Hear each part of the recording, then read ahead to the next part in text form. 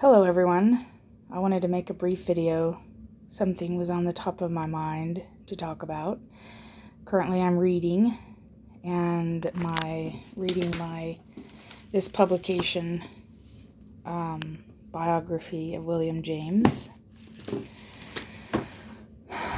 So I've been so fascinated with William James's thought process, but in that and how his upbringing and just all the different people that he's come in contact, intellectuals, the different people that have had ideas that have shaped society and shaped humanity, and how they all kind of came together in that time period. And he read their works, they read his works, so forth, and how those had an impact on the development of ideas that affect our society today.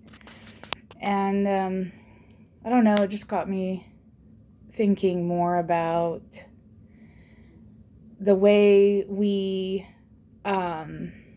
idealize, or I don't know, I'm trying to think of the right term here. This is kind of a critique of self-help gurus and of people that we idealize, teachers, people that have a skill of synthesizing information, like taking multiple ideas and synthesizing them. Now, in the realm of the self-help gurus, they have teams of people they work with that help them synthesize these ideas that came before them, and then they repackage them and present them to you as something new and guaranteed to help you.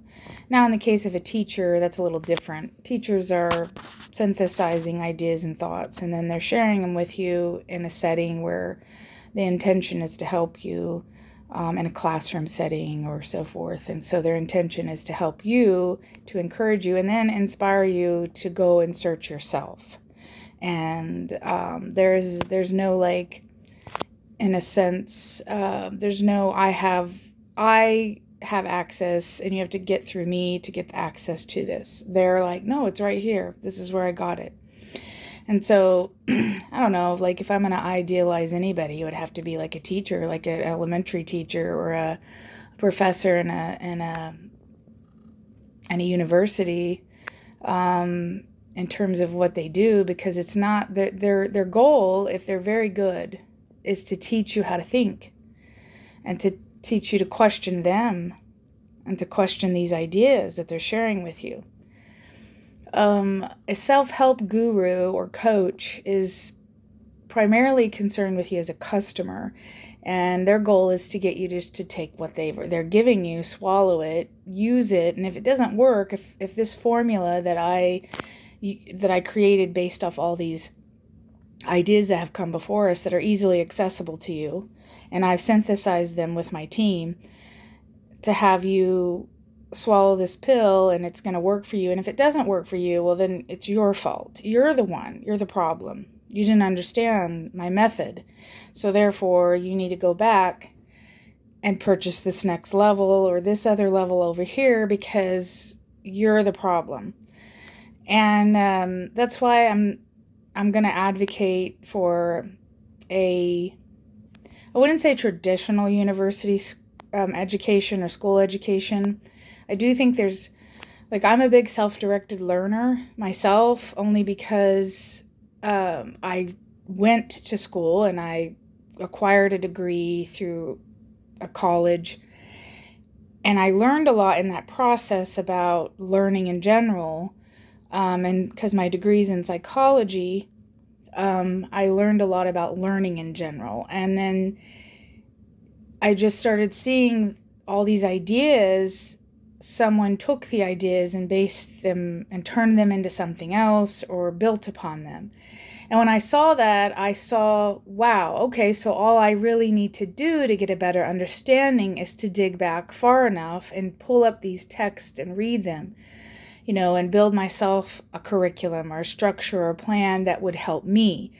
So it's not to say that you don't need to take a course, you don't need to go to college, you don't need to get in a formal education of any sorts, but really question the intention behind the professor and the teacher and the instructor and their goals and everything, and that their own personal philosophies and so forth, and then the school itself.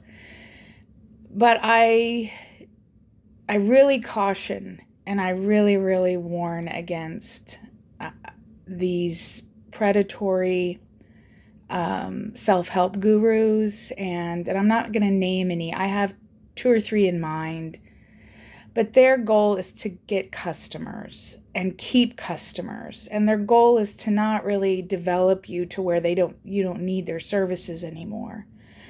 And that's, if you're a true teacher or therapist or guide, you do not want repeat customers. I don't want you coming back to me anymore. I want to have set you firmly on a path where you don't need to come back and ask for more help in a way.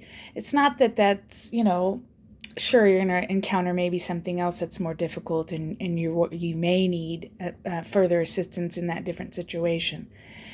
I guess my concern is just the entrapment of people, like people preying on our insecurities, or our we just question what's the purpose and the meaning of life. And then there's these price tags attached to some of these gurus' teachings. And really, if you dig into their classes and courses, you see that, like I said, they pulled their information, their team pulled the information from these Marcus Aurelius, these texts way back. Somebody's already done the work, and they've just synthesized them. So if that's what you're wanting, like, go ahead, purchase the course, buy the class, go to the seminars. It's a free country, right? Do what you want to do. It's just, I have seen so many people, and I myself, past years prior to going to college, kind of bought into that and took all that stuff and thought, oh, these people have some kind of new idea. And then when I went to college and I took classes in psychology, I started seeing, oh, they just took the information from something else and made something that seems entirely different, but it's not. So that's my part of, like, using your critical thinking skills that college did help me do. It did help me be a more thoughtful consumer of media and of content. And I think if you can use college in that way and go get an education to help you think and to help you become a better skeptic, then that's where college and university degrees can be helpful. I just hate I hate seeing people being taken advantage of and told that they're the problem. The course didn't work for you because you're the problem. And then the blame is just shifted off of the person that charged you out the wazoo for a course you couldn't even afford it in the first place. And then there's no results there. And that's the thing about the library I love, and I advocate for people to take ownership of their education. And it's not to downplay classes and courses and legitimate university courses that really encourage you to think and are true guides that don't want repeat customers.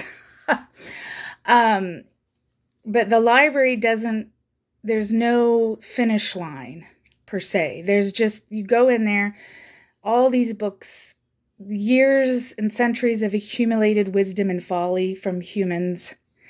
And it's up to us to kind of do the hard work, to dig in and to learn and set ourselves a course of learning. So, that's my 2 cents for the day. But don't give up in your learning, whatever you're studying. Just be cautious. Go ahead and take courses and classes and things that you think might help you.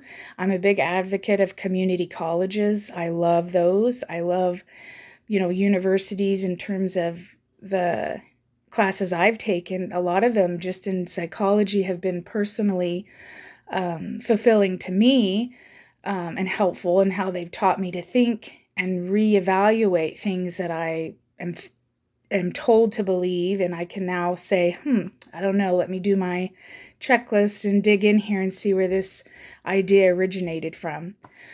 But yeah, so that's it. I'm going to stop because I'll just start rambling. I'm never a very good impromptu speaker. I do so much better with just readings, and I write my work down. I write my thoughts and organize them in writing. I do so much better in that way. Or if I know you well enough and I have an actual conversation with you, I tend to do better with conversations and then videos of myself and videos of me just talking. I can stray a lot. So anyhow, you guys have a good day, and I hope you found this information helpful, and continue, yes, like I said, continue your learning journey, save your money, be wise in how you go about your learning, and you guys have a good day. Bye.